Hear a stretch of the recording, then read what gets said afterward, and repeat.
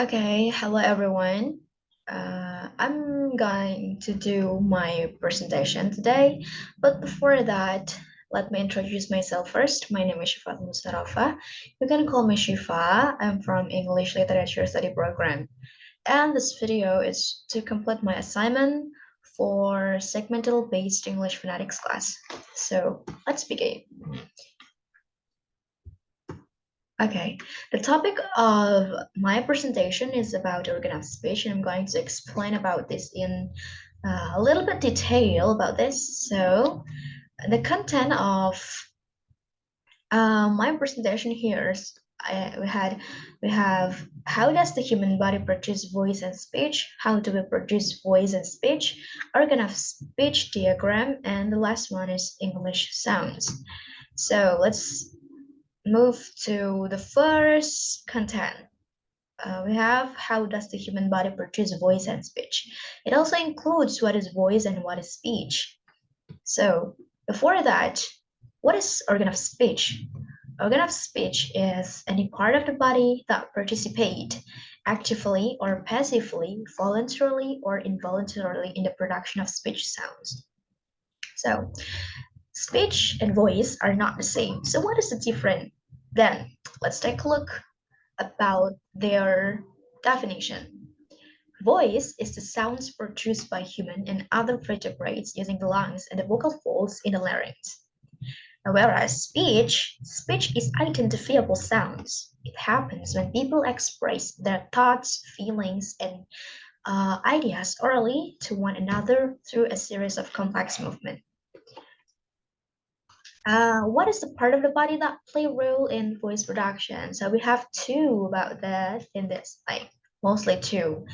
We have vocal folds. It's like two bands of tissue that are positioned opposite each other in the larynx. Whereas the larynx is located between the base of the tongue and the top of the passageway to the lungs. It's also known as trachea. Then, how do we produce them? How do we produce voice and speech? Let's take a look.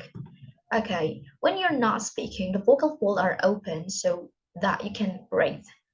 Voice is generated by airflow from the lungs. When it's time to speak, the pressure below the larynx increases until it blows the vocal folds apart. Then, yeah, as you can see here, there's a lot of numbers. It is an organ of speech diagram.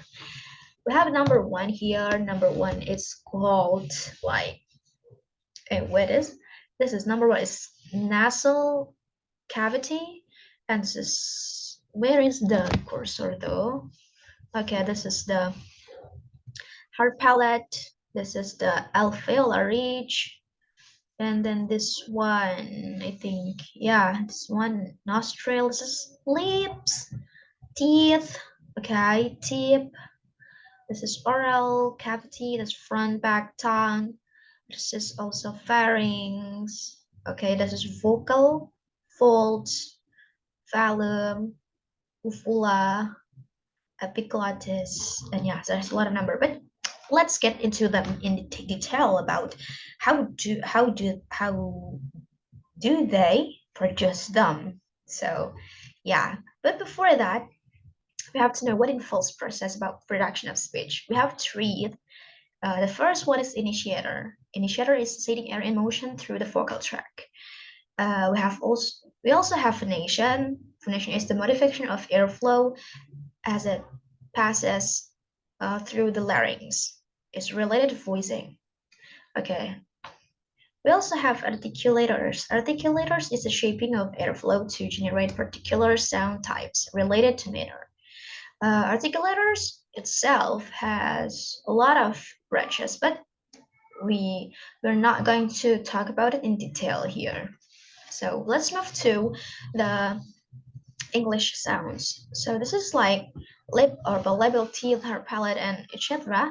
It's about their anatomy of English sounds, like how do we produce them by our part of body. So we have lip or bilabial sounds. We have 3 points here. The first one is both lip sounds. We can make or produce sounds b, b, and m. So our lips, both upper and lower, they touch each other. B, m. That's all. The second point is the lower lips touch the upper teeth.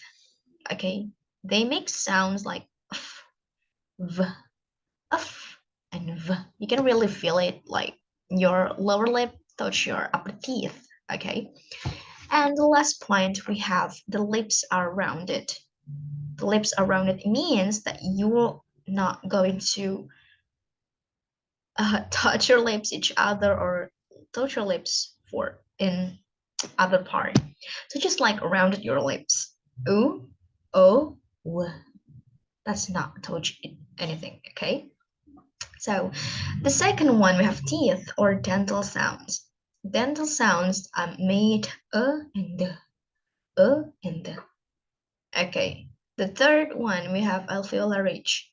It sounds that includes the, s, z, and o. Okay. We also have hard palate, or we can call that palatal sounds. It produces sounds j. Okay.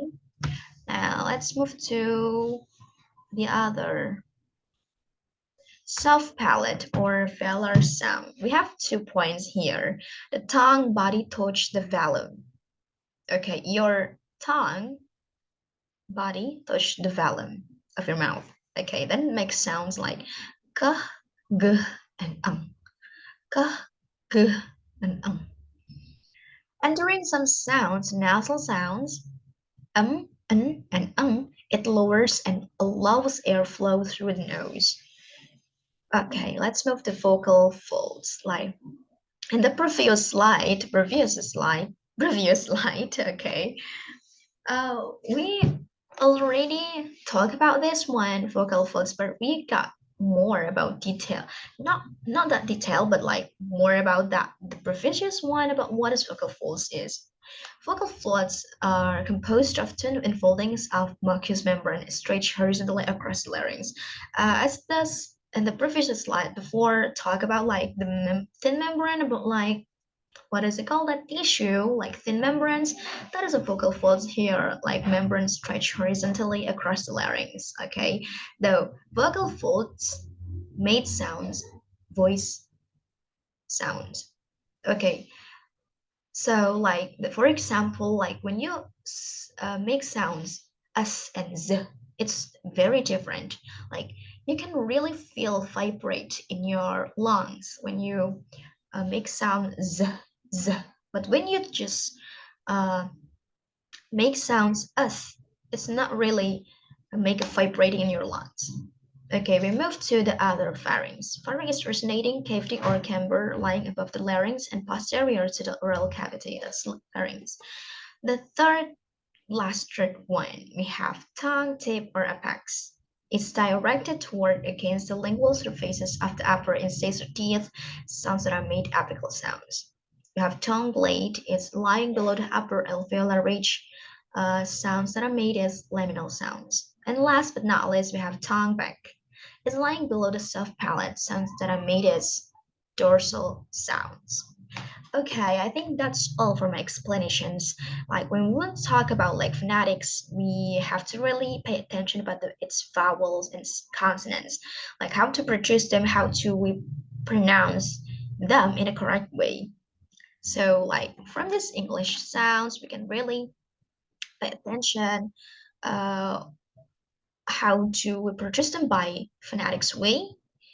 And yeah, that's all. We have vowel sounds here and consonant sounds.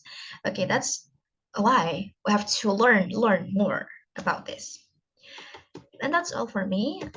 Thank you so much for your attention and see you in the next chances.